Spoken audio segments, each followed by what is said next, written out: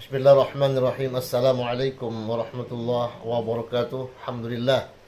Allahumma salli wa sallim ala sayyidina Muhammadin sahibit taj wal mi'raj wal buraq wal alam dafi'il bala wal waba wal maradi wal alam jismuhu tahirul mutahharun mu'attarun man ismuhu maktubun marfu'un mawdu'un ala lawhi wal qalam syamsid duha badid tujan wal huda misbahid dulam bil qasim sayyidil kaunain wa syabis saqulain Sayyidina Muhammadin sallallahu alaihi wasallam Sayyidil Arabi wal Ajam Nabiyil Haramin Mahbubin indal masyriqi wal maghribain.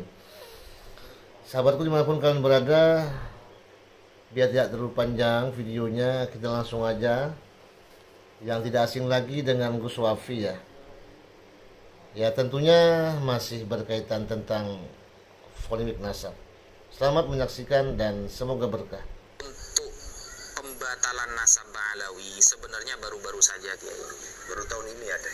Ya, baru-baru saja, baru di abad ke-20 ini, dan narasi itu kemudian dilontarkan oleh salah satu orang dari kalangan Wahabi yang beliau kutip dan beliau catat dan beliau posting di Google.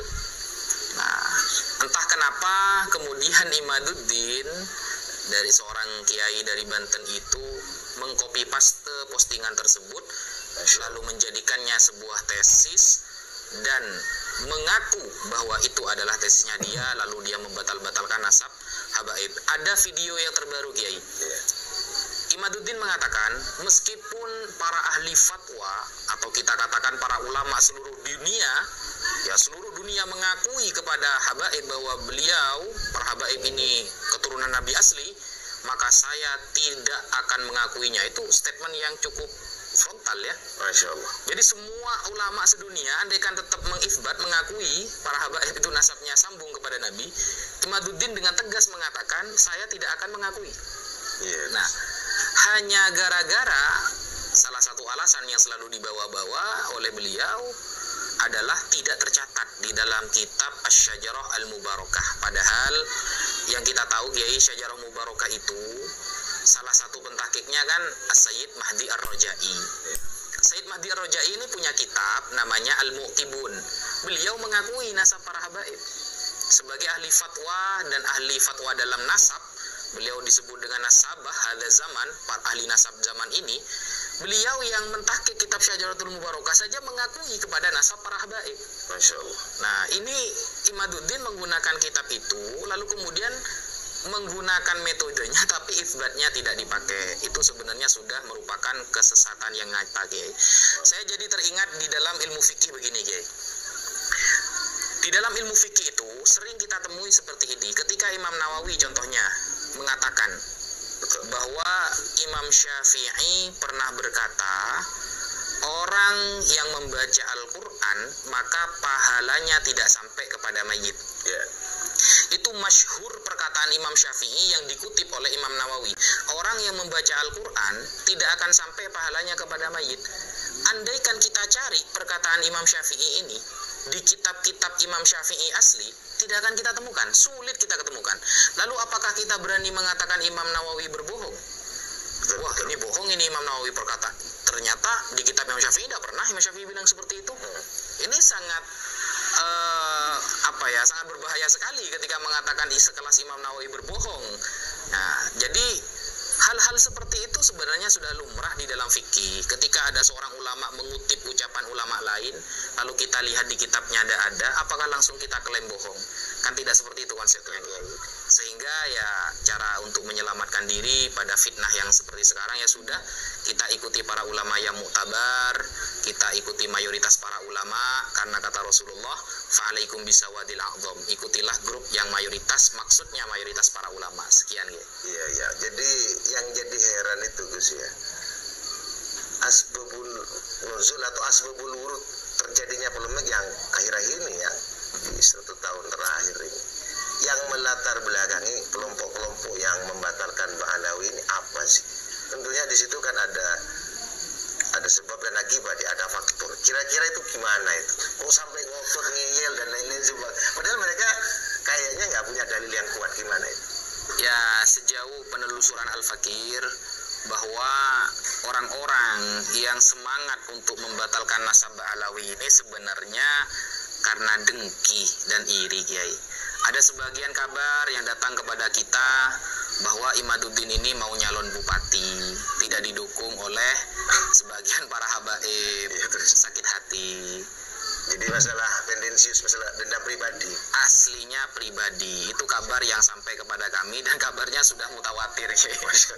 Kabarnya sudah sampai kepada haddut tawatur, sampai mutawatir. Sehingga saya teringat Al-Imam Al-Ghazali pernah menulis kitab yang bernama Ayyuhal Walad. Di dalam kitab itu Imam Ghazali mengatakan ada 3 penyakit yang tidak ada obatnya, Iya. Yang pertama itu beliau menyebutkan salah satu penyakit yang gak ada obatnya adalah orang yang membenci kita karena hasud, karena iri dengki. Jadi nggak akan mungkin disembuhkan itu. Gak ada obatnya. Semakin kita benar di hadapan mereka, semakin salah menurut mereka. Berarti kalau ada orang menghasut kita, iri kepada kita, walaupun dia minta maaf, suatu saat nanti dia akan menyerang lagi. Nah, semakin kita benar, semakin banyak referensi yang kita keluarkan, semakin salah menurut mereka. Itu penyakit yang gak ada obatnya, kata Imam Ghazali. Harus hidayah dari Allah, kata beliau itu. Betul. Ya. Jadi itu termasuk kategori hasadan min indi anfusihim, mungkin seperti itu. Betul. Dan juga termasuk penyakit yang gak ada obatnya, kata Imam Ghazali, Kiai. Orang yang baru paham sebuah ilmu tapi sudah menentang para ulama. Ini masuk juga ini. Jadi baru ngerti ilmu nasab, nggak pernah punya guru nasab, nggak pernah belajar ilmu nasab secara komprehensif, tapi sudah menyalahkan ulama nasab sekelas Sayyid Murtado Az-Zabidi, bahkan sekelas Imam Ibnu Hajar Al-Haytami, bahkan sekelas As-Samarqandi dan lain sebagainya, Syekh Yusuf An-Nabhani, ulama internasional.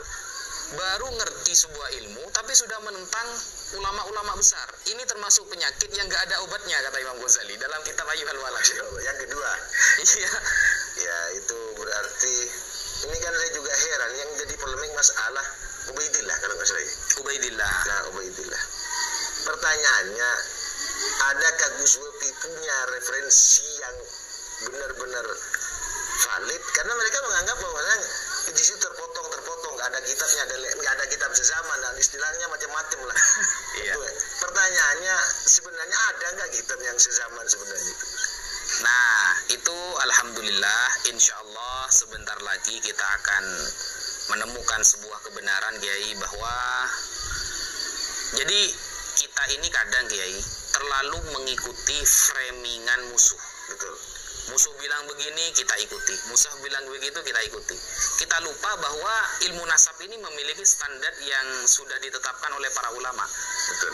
Insya Allah, dalam waktu dekat, pada tahun ini, insya Allah, kita akan mengeluarkan sebuah wacana dan sebuah tulisan bahwa kebenaran Ubaidillah bin Ahmad Al-Muhajir itu benar-benar ada, Kiai.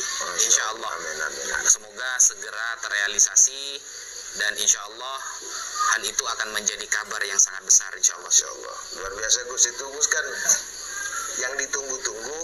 Mereka mengeluarkan tesis. Ya mestinya ada tesis tandingan itu. Sebenarnya bukan tesis itu, Kiai. Apa itu? Hipotesis. Jadi tesis itu kan yang sudah diuji, Kiai. Betul. Dan pengujinya, ya kalau ilmu nasab ya pengujinya harus ahli nasab, harus paham nasab seharusnya. Kalau di Indonesia ya bagian Maktab Daimi di Robito Alawiyah yang sudah bergelut dengan nasab bertahun-tahun. Betul. Ini sudah copy paste Google mengatakan itu tesis. Tesis siapa yang menguji itu? Ada yang menguji itu, Kiai. Betul. Saya kira itu ya sahabat-sahabat sekalian, pencerahan dari Gus Wopi. Ada tambahan Gus? Sudah cukup selesai, Kiai.